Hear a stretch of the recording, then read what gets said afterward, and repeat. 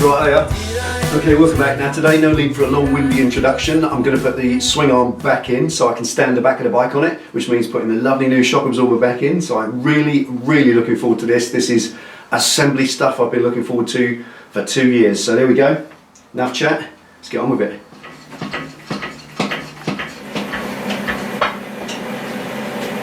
Okay.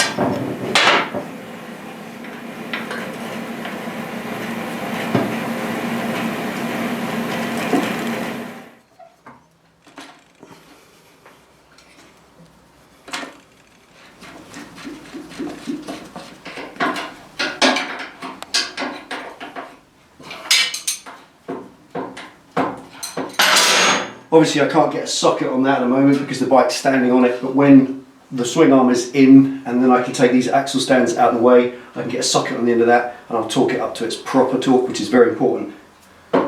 Greasing those bearings made a big difference, as you can see.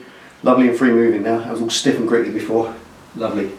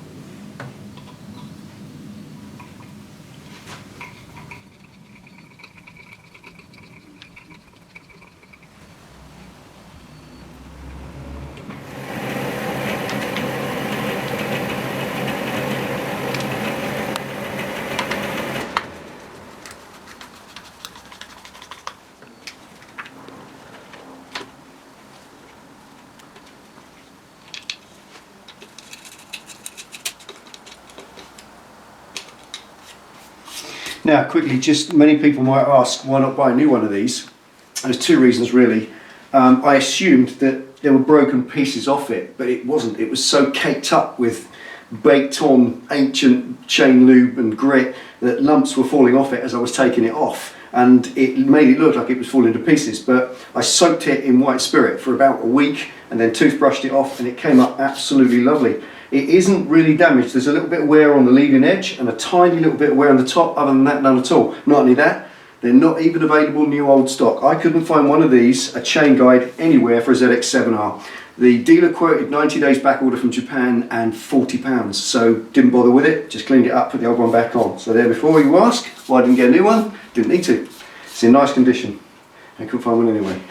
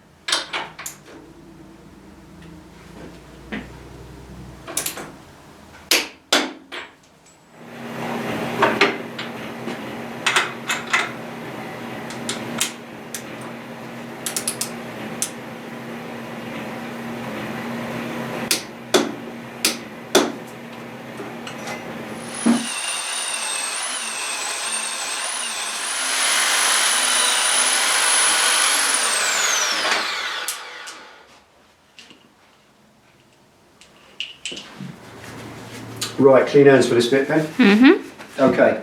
Now, I thought about having this factory original shock rebuilt, having it rebuilt, refurbished, powder coat the spring, re-powder coat or repaint all of this, whatever the case might be, a new bearings in the top and all the bushing and seals all replaced, and actually added up the cost of getting that refurbished.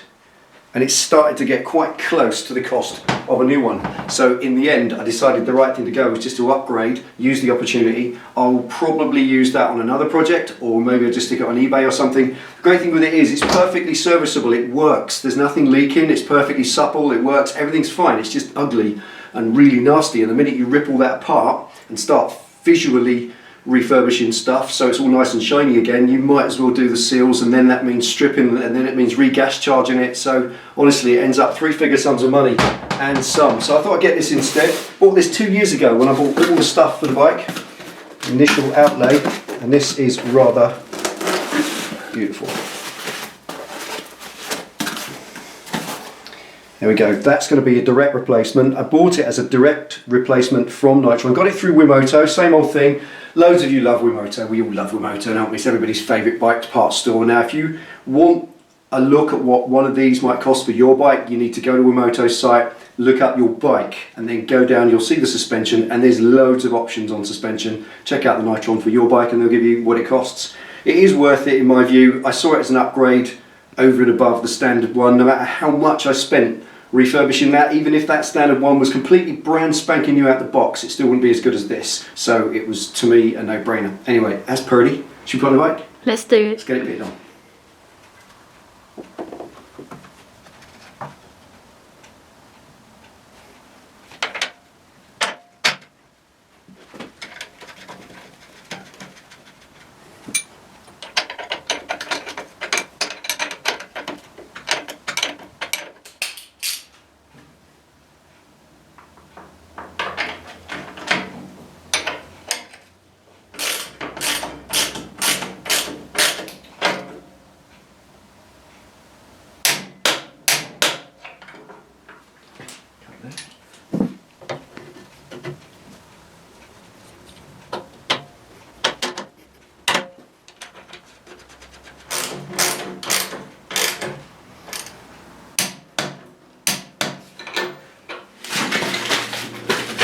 Right, dog bones. Show you those in a sec. So this is, I've got to show you this. This is amazing. Now, when you get a new shock absorber, you know you always buy one of these. Come on in, Phil. You know you always get that, one of these little C-spanners to adjust them.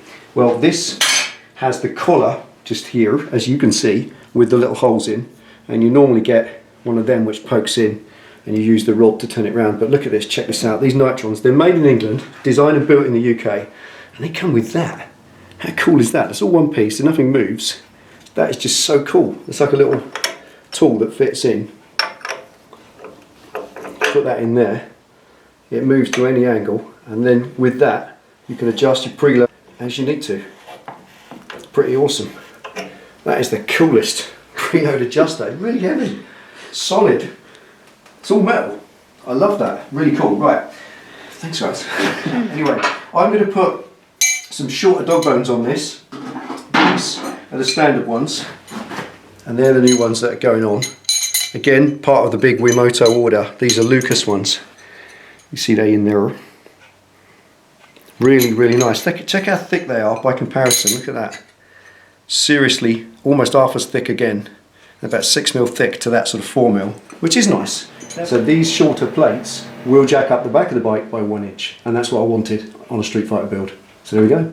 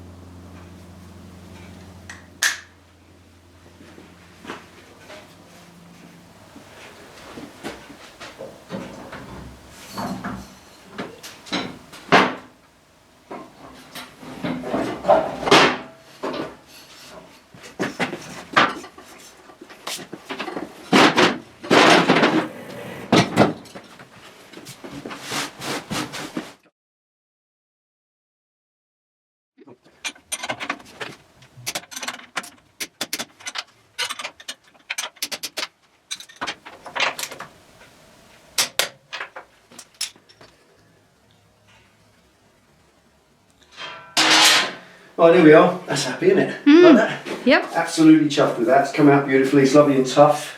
That shock is just a joy. Absolutely superb. Far nicer than the original one in every single way.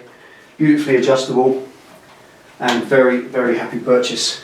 Now that will jack the back of the bike up about 1 inch, so it's going to change the stance altogether, and I won't know exactly what that's like until I get to ride it, and those adjustments, if I need to make them, can be made at the time. Next thing's going to be, now that the back is supported here safely, is to get some chocks under the motor itself, jack it up under the engine so the front is released, then pull the forks and the yokes out and mask everything off in that area, and then paint the front of the frame. Once that's done, then I can get the wheels in, because the tyres, I was a bit let down with it, Pam. Yes, unfortunately. We were going to go and fit the tyres onto the rims today and then get stuck into the wheel bearings, but the guy, a friend of mine that I used for tyres, he had an emergency at his tyre shop and somebody needed a 190 section tyre really quick. He had it there. We're in no rush for it, so he used it and he's going to reorder me another one. So the tyre won't be in until Friday this week, which means next Monday we'll get that tyre fitted, and then it's back here, wheel bearings, discs, everything else, and then we can put the wheels in. But until then I've got lots to do. Next video will be to start strip the front, get that off, get that painted. So it's a good opportunity really, so when the wheels eventually are ready, all of this is done. So I can bolt the wheels in, bolt the exhaust on, got some really cool rear sets coming. They're going to be absolutely stunning, really going to complement the bike, not the standard stuff. And then after that, it looks like, possibly, once the brakes are done and everything else, I can revisit the bodywork, because I've got some cool ideas. The speedometer, we're not going to go with the digital one now, we're going to get a little cool analog one, which is really cool. It's going to fit into a little French tube like the back light is, so a little bit of that going on, so a little bit more fabrication to come, but I want to get everything else done first. So the whole bike is practically ready to ride, and we'll run and we'll ride in primer. Then once that's done, it's time to get Mr. Mackie down, see if we can make something magical. Don't you, Pen? We'll try. There we go, anything else? That's it. There we are, swing arm fitted, ever progress. Thank you for watching, take it easy, ride safe and enjoy your week. See you next time. See ya.